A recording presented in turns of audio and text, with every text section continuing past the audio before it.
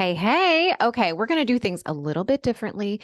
If you're listening to this episode as a podcast, don't worry. You can go to the show notes at dinacataldo.com/282. And I have an image of what I'm going to be discussing with you. I'm doing this podcast as a training because I think this is essential to you having your best 2024 ever, to getting organized, to feeling confident about your plan to grow your practice. And I want you to have this training. This is a lead up to the training that I'm doing in December that will help you really plan, dial in what you want to do for next year to really grow your practice. And this is going to work even if you're listening to this episode in 2027. Listen to this episode because I want you to feel the confidence that you can have when you have a plan that works. And if you are someone who has access to YouTube or you're watching this on YouTube, that's fabulous because you're getting this as a training. This is going to be a masterclass in learning how to organize your thoughts around planning for growth for your year. And what I want to start with today, before I even jump into this, is really talking about the importance of thinking about your practice and its growth and doing things differently than you've ever done them before. So when I start working with a lawyer, they really come to me and they feel overwhelmed. They feel like they're behind, that they're never going to catch up, right? Like they are always on this high alert, running around, trying to put out fires. And if that's you, I want you to know you're not alone because I talk to so many lawyers going through the exact same thing. But once we start working together and calming that overwhelm, and part of that is strategy, and part of it is mindset. But once they start implementing what we talk about week after week, they are amazed at how much easier it is to grow their practice because they're no longer focused on all of the things sucking their energy away, sucking their time away, and they're learning how to bring all of their energy into the most important parts of their practice. So this is true whether or not you have your own practice or you're a lawyer who is building your book of business working for a firm. It doesn't matter. You get the opportunity to bring your energy and your focus to a point where you are able to think more clearly about what is needed to grow your practice effectively. So what my clients notice is that they're working less because they have so much more focus and they have the ability to properly train their staff because they are more aware of where the hiccups are in their processes. So their staff's productivity goes up, their own productivity goes up, and they are able to make the changes that they want to see. And when you have the plan that we talk about here today, it's going to help. We're actually going to work through an example of what you need to do in order to start putting time on the calendar, and not a lot of time. The plan that we're going to talk about today, you're going to be able to do this in like an hour a week. Right? Just putting 1 hour on the calendar. It's not going to take a lot of time. So what we want to do is like today, when you're focusing on this episode, I want you to be thinking about how this will work because it's not going to take a lot of time. So what I want to get back to and really talking about your business and planning for its growth is the reason they can grow more easily and faster is because once the lawyers I work with clear the overwhelm, they can think more clearly. They're not constantly barraged with thoughts like, I have all of this stuff to do. There's no way I can do it because they understand, of course, they can do what's on their calendar because they've made the plans ahead of time. And I work with them step by step on their calendar and how to make it work for them. It's not a one size fits all because everybody has a different practice. Everybody has a different goal. And so I work with each client individually. I work with you individually so that we can create whatever plan you want.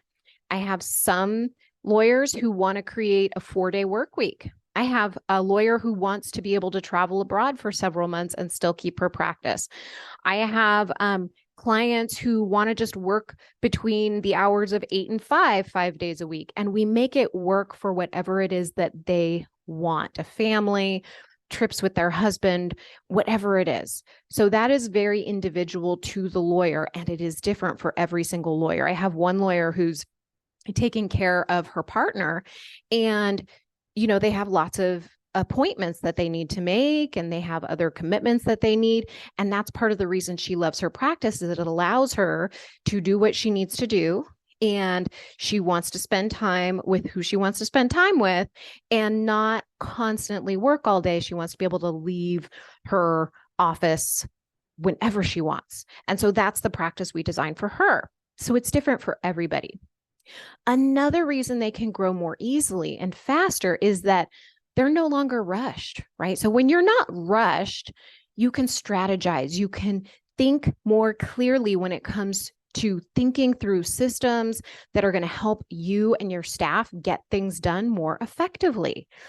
And my clients enjoy their life and actually have one, so they don't resent the work that they're doing for their clients. So when they resent the work they're doing for their clients, they're constantly fighting doing the work. So that's like that push-pull, and you might notice yourself putting things off. That's because you're in this mental fight. And what we want to do is we want to stop that fight. We want to bring down what I'm going to get into next, which is the stress cycle. So when we do the work together, their stress cycles are shorter.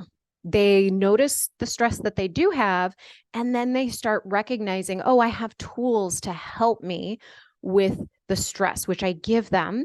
And then once they're thinking more clearly, they can strategize to help them overcome whatever stress they have. So it just doesn't fester so long. And this was something I had a problem with because I was constantly in these stress cycles. I didn't know how to get out. And when I learned the tools, then I was able to get out of the stress cycles. I was able to be more productive, and I was able to build my business faster. You're not wasting time feeling frozen in overwhelm or worry. And instead, you learn how to process what's happening in your body and then just move on, which is so difficult when you don't have the tools. And then they also have times to think about ways to improve their client experience and bring new clients into the fold. So they can do all of these things because they've used the thought work, they've used the strategies they learn in coaching to start practicing law in a different way, in a new way. Because the old way of thinking about building business was working really hard, grinding, pushing yourself through dread. But more and more lawyers are learning how to manage their mindset, and that is going to be their competitive edge. The lawyers who know how to manage stress and overwhelm and eliminate dread get out of those stress cycles faster. And they are the ones who are going to be the most marketable in their firms and able to grow their own firms in a sustainable way, in a way that other lawyers simply can't do. And one of the tools I am giving my one-on-one clients to help them with this, to support them along the way, is my new monthly business class. And this month, we're talking all about funnels and lead magnets to bring people into your practice more effectively and without you having to do lots of legwork to do it. And I'm only providing this to my one-on-one clients because I work with them individually on using their calendar, making decisions around what's going to be most impactful in their practice right now, and on overcoming overwhelm and incorporating all of these new practices on a daily basis. And if you're just given these practices and you don't have the mindset piece, you're going to feel overwhelmed. You're not going to have the tools to implement what I'm offering in this class. And if you're a one-on-one client of mine who feels overwhelmed, then we have time to coach on that in the monthly class and in the one-on-one sessions that we have together each week. So then I can help you successfully implement what we're talking about. And if you want help calming your practice down and growing it with proven tools and strategies, book a strategy session with me. You can take part in this monthly session at the end of October because it's happening soon. Go to dinacataldo.com/strategy session to book. Don't stay stuck where you are right now. Commit to learning a new way of doing things so you can grow your practice the way you want to grow it. Create a practice where you can have a life and have the practice you want. This is something you can 100% do no matter how long you've been stuck or how many things you've tried. I know this because I have changed, my clients change, and the only difference is that they haven't stopped trying something new. And they realize something that I didn't realize for a very long time, is that I could tell you how to grow your practice. I could give you a book. I could do all of those things, right? I could tell you how to ride a bike. I could tell you how to get on the bike and pedal. But what's going to be more effective? Me describing to you how coaching is done, or me describing to you how to ride a bike, or is it going to be more effective me just coaching you? Is it going to be more effective me just standing next to you while I'm showing you exactly how to ride a bike so that you can ride the bike? What's going to be more effective? What's going to be more efficient? What are you going to really implement and absorb better? Obviously, it's going to be having me by your side, helping you. So one of the things I was thinking about when I was thinking about making change, because making change can be difficult. It can be something that stops us. And I remember when the first iPhone came out, the very first day I stood in line for one. It was important for me to adopt new technology. It really always has been. There's a coolness factor to it, but there's also a learning curve that you're willing to take on. It was a new technology. I knew it was going to have a big impact on my life. I couldn't have predicted how big it would have had an impact on my life and on the world. But you can see today, just me having that inkling that it was important really was the foundation, right? For me to just stand in line, get the iPhone, and do the learning curve right away, right? Like really understanding like, okay, there's a learning curve. And I'm so glad I did, because it's now part of day-to-day life in my business and probably yours too. So I didn't want to feel left behind. And the difference between first adopters of new ways of doing things and those who resist are that the new first adopters are willing to learn. They're willing to try something different, right? They don't want to feel left behind. They are willing to just go in and not know what they're doing just because they want to go first, because they want to have that competitive edge. Meanwhile, other people are waiting to see when something goes mainstream because they're too scared to try something new. I don't want that to be you. I don't want you to be the person who secretly hopes that nothing changes, because the secret to success is embracing change, in going first. And you can see that with AI now. And who are the first adopters learning AI skills, and who are those hoping it doesn't have that big of an impact on their practice and that it'll just go away? Don't wait to embrace change. So book a strategy session with me, and we will create a plan that's doable for you, one where you can adapt as you go. And I'm going to be with you every step of the way. So you can book at dinacataldo.com/strategy session. And another thing that you are going to get when you work with me is the session I'm doing in December, all about how to plan step by step your 2024. So with that, let's dive into the foundation that we're going to be talking about specifically for that class. All right. So what you see before you is your yearly goal decision tree. And I want you to compartmentalize here. I want you to see these are 3 separate sections. And I want you to just focus on the very top section right now. It's just the yearly goals we want to look at. And when you're choosing yearly goals, you just want to pick 3 to 5. And on this particular example I'm going to give you, I've picked 3 yearly goals you're going to be working on throughout your year. You don't want to pick too many because you don't want to be overwhelmed, right? You don't want to add to your list of things to do. You want to pick the most impactful things to do.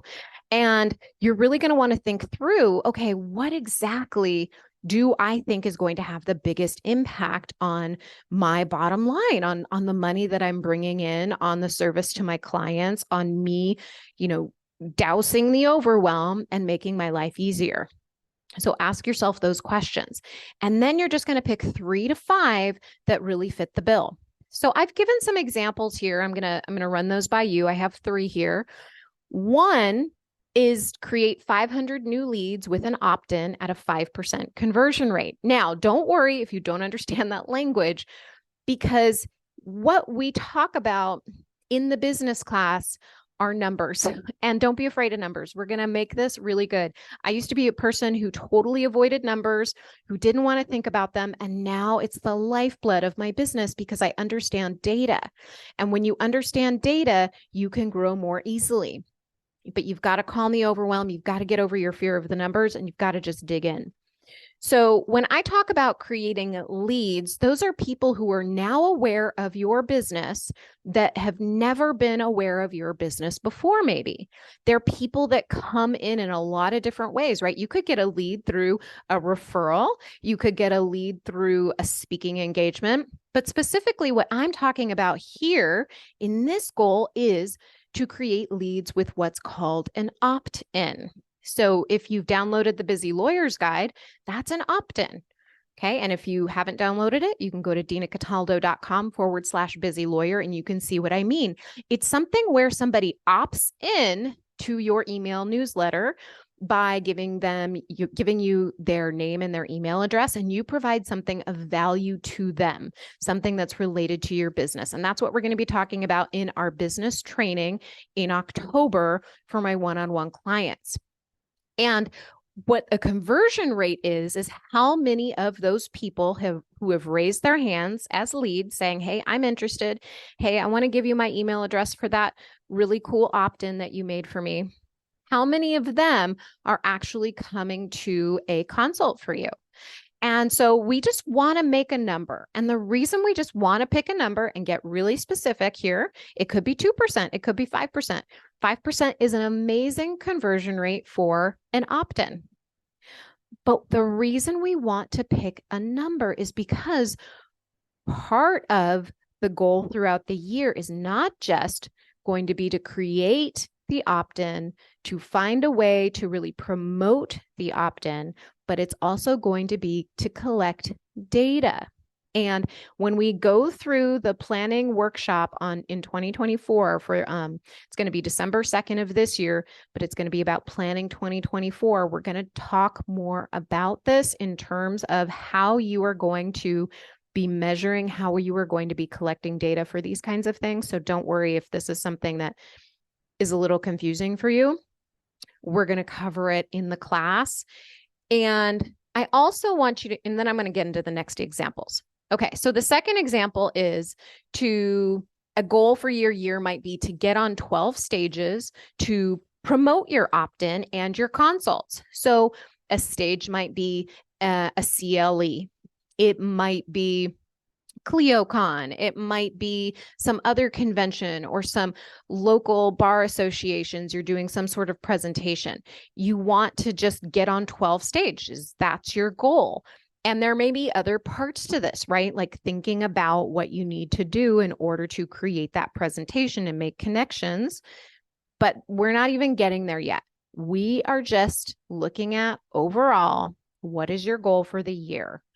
Because we're going to break this down step by step. I'm going to walk you through an example, and then you'll have more of an idea of what steps you need to take.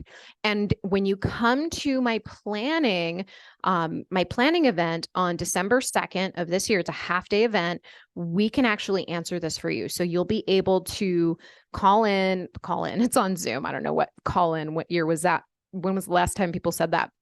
Anyway, you'll be able to Zoom in and you'll be able to raise your hand and say, hey, I would like to be on 12 stages this year, but I don't really know the steps to do that. Can you help me break it down? And so I will help you break it down. We will break it down into small, doable steps for you. And then we'll actually plan it so it's doable throughout your year. It's not as if you're totally overwhelmed trying to get on these 12 stages. So know that that is going to be available to you. If you want help by me, you can show up, ask your questions, and I will help you break down what you want to do. All right, so the third example I have for a yearly goal is bring a 5-hour estate planning process down to 2 hours with boilerplate, staff training, etc. So a lot of lawyers I talk to, they haven't maybe collected this data. But if you really thought about it, whatever your practice is, think about how long it takes for you to get certain documents out. And maybe you have certain areas of frustration in your practice. Think about those areas and really think about what you need to do in order to get the process as smooth as possible. So I put the example here from a perspective of a lawyer thinking about something she's doing in her estate planning process, in her estate planning practice, that maybe takes an extreme amount of time and she doesn't know why. Maybe taking 5 hours. She's like, she's clueless. She doesn't understand what's happening because she's so busy working in her business. She hasn't really had time to sit back and think clearly about what can I do in order to bring this process down to a manageable level and give me my time back. So we're going to just use that example so that you can see how we break this yearly overall structured plan down into the quarters and then down into the months and then eventually into your weeks. So we're going to start here with this example to really show you what this will look like. All right, so quick recap. So when you're picking your yearly goals to build your business, you only want to pick 3 to 5 for the whole year. It sounds like a small amount of goals, but I want you to know if you finish these goals, you can always add more. You just want to pick 3 to 5 of the most important goals so that you can implement those during the year. All right. So once you have these decided, then you're going to look at your quarters and you're going to break them down even further. So we have 4 quarters in a year. What do you answer this question? Okay. What do you think of your 3 to 5 yearly goals are going to be the most important? I want you to put them in an order of importance. This is essential. I selected for goal focus number 1 for quarter 1 to bring that 5-hour estate planning process down to 2. My reasoning is your time is your most valuable resource. You will never get your time back, right? That's why my clients pay me so much money. They understand the value of time. They understand, yes, if I get my time in order, I can create anything I want in my practice. And once they do, they're unstoppable. So the very first focus, if one of your yearly focuses that you want to really work on in 2024 is giving yourself back time, and you look for a process or you look for a frustration in your practice right now that's taking way more time than you think it should be, I want you to pick that as your very first project. Okay, because if you don't have time, you don't have time for anything else on your yearly goal focus, your yearly goal decision tree, right? Like you have 0 more time and you're just piling on work that is going to make you more overwhelmed. So start with, in quarter 1, what is going to give you back your time? So once you've decided, you can, and when you look at your quarter 1, you're going to pick 3 to 5 goals. But here, I am only putting 1 goal on here because I'm assuming that this is going to be a very overwhelmed attorney who has this problem and someone who doesn't have their time in order yet. And my only desire for you, if this is you, is to focus on something that will give you your time back. So that's your 1 quarterly goal. So once you have your quarterly goal decided, or goals, if you aren't so overwhelmed, you can add more in. Then you're going to break down your quarterly into your monthly. The same thing goes here. So if you have 3 quarterly goals, let's say, because those 3 quarterly goals are the most important in your practice. Then you're going to prioritize them further into months. You're going to decide which one gets my attention in January, then February, then March. So there's 3 months and a quarter. So you just want to break this down very simply for yourself so you understand where you want to focus your attention month by month. Maybe you only have one goal and you're using it for all 3 months. That's actually the example I'm going to give you. So just know you're taking your yearly, you're breaking in, prioritizing down into the quarters, and then you're going to look at your months. What are you going to be focusing on? So once you get into the months, let's take this example and I'm going to show you how to focus your attention on this goal for your January, February, and March. Okay, so we look at the goal focus for the quarter is bringing a 5-hour estate planning process down to a 2-hour process. So in January, we're really going to be laying the foundation for getting it done. Again, I'm assuming someone who's very overwhelmed maybe only has an hour a week to do this. And then you can just put this on your weekly calendar when we get there. Right now, we're just looking at an overview of what it might look like to complete this goal in 1 quarter. So in January, you are going to research systems, kind of get some ideas for what might work for your practice. This is something I work on with my one-on-one clients, actually. Like we can get this done pretty quickly and we can problem solve and troubleshoot pretty quickly. But if you don't have a coach, there's tons of examples online. You can just Google them. You can talk to some of your friends who are lawyers and kind of get an idea of what their systems look like. You can then create a template, right? So maybe you haven't really created a boilerplate for some of your estate plans or documents or something like that. And then you are able to then create a boilerplate that really is going to work for most of your clients. And then you'll have that on hand. I know a lot of newer attorneys haven't created those templates, but I also know a lot of attorneys who've been around a while who've just never stopped and taken the time to just create a template that they can work from and that they're not reinventing the wheel every time they're making an estate plan or doing any other kind of document. And then you might want to talk to your staff. You might have some staff members and you can talk to them about, hey, what are you seeing with this process? What do you think the holdup is? Do you see a way to make this process go smoother? And you're basically collecting data from them. And you're seeing how you might be able to apply it to the work that you're doing to create a system. And then you're just writing out, based on your hypothesis of what's going to work, a step-by-step system for your staff. Okay, that's it. Like that is all you need to do. You can definitely do that in 1 hour a week. Now, when you get into February, then that might be when you put on your calendar, hey, I need to schedule something with my staff so I can train them on the system and then have them implement the system and then just see how it goes. And then after a few weeks, then I'm going to collect some data. I'm going to be checking in weekly just to see how the system's running. But by the end of the month, I should have enough data to tell me whether or not I've actually gotten from the 5-hour process down to a 2-hour process. And if it hasn't worked, let's just assume it hasn't worked, right? We do the best that we can, but we always, always, always want to collect data to see what can be improved. That's something that when I talk to my clients on their week, we do that on a weekly basis, right? We're like, what worked? What didn't work? What are we going to do different? So the next month, after you've trained the staff, you've collected some data, then in March, you're going to add an hour on your calendar for these things. You're going to troubleshoot, see what can be fixed, right? Maybe you'll have a staff meeting and maybe collect some more ideas. Maybe you'll tweak that step-by-step that you wrote up for your staff. Maybe you'll review that process again with the staff and collect more data, right? These are all just examples of what you can do to really decrease the overwhelm, because now you're focusing your brain on the tiny elements of this project.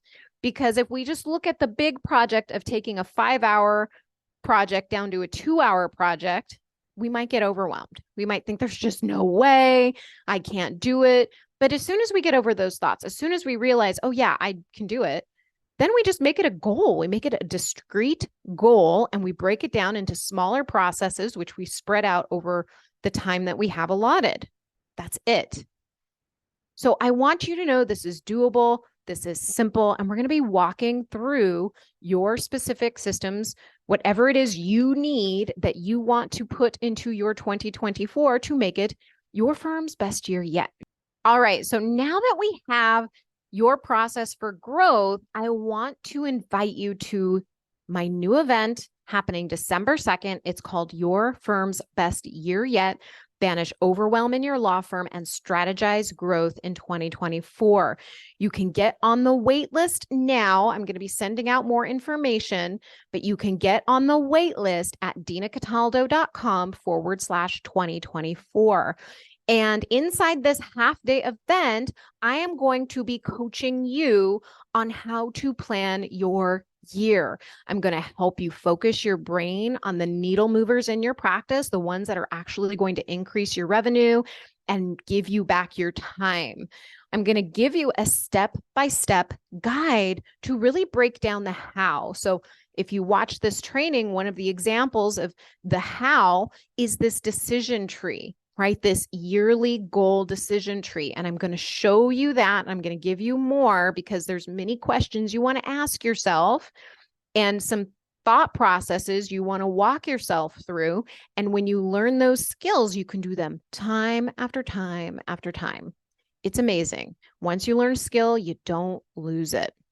I'm also going to give you coaching on our event to help you think through the thought processes you have on what's most impactful on your practice. So if you have any question, you just raise your hand and I'll help you. Like, this is your opportunity to have somebody by your side helping you plan your 2024. Like, most of us don't have something like this, and that's part of the reason why it feels so hard to grow is if you don't have that coach by your side to help you, you simply can't get it done. Okay. And then you're also going to be getting this focused time on December 2nd to really focus on your business instead of in it. So many of the lawyers I talk to before they start coaching are so overwhelmed that they can't even think about putting an hour on their calendar to help give them 10, right? So if you can get a 5-hour process streamlined to 2, how many hours do you get back if you just have one project? Well, you get 3 hours back. Multiply that by 5 projects a week. You're going to get what? 15 hours back. So understand these processes give you back that time. And getting back 10, 15 hours from your week every single week, what do you think the impact is going to be on you and your practice? How are you going to feel walking in the door knowing you have everything under control? How are you going to feel when you actually get to spend time with your family on the weekend and not be thinking about work all the time, right? Don't ruminate about work. Don't worry about your to-do list because now you have a plan for the year and you already know what you're doing. You don't have to worry about what should I be doing to build my practice? What should I be doing to make sure that I have sustainable income? What do I need to be doing to make sure that I have people walking through the door every single day?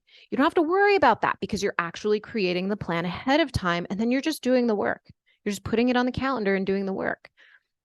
And then you're also going to get from this planning session the confidence that you have that plan already in place because it's going to be done that morning. You just raise your hand. You have questions. I am there to help you. So I want you to join me for this program. I'm going to send out all the details in upcoming weeks. Obviously, we've got a couple months before we get started, but I want you to sign up for the waitlist now because I'm going to be sending out some special trainings. I'm going to be sending out some special reminders. So you got to get on the waitlist in order to get those. So go to dinacataldo.com/2024, get on the waitlist. And then let's change 2024 for you. Let's make it your firm's best year yet. All right, my friend, I hope you had a great training. Remember, if you haven't watched this, you were listening to the podcast, you can always go to my website at dinacataldo.com/282. Get the screenshot of what I was showing you verbally, I guess, if you're listening to the podcast. And you can also watch the training again on YouTube so that you have the full experience of the training. All right. I will talk to you next week. Bye.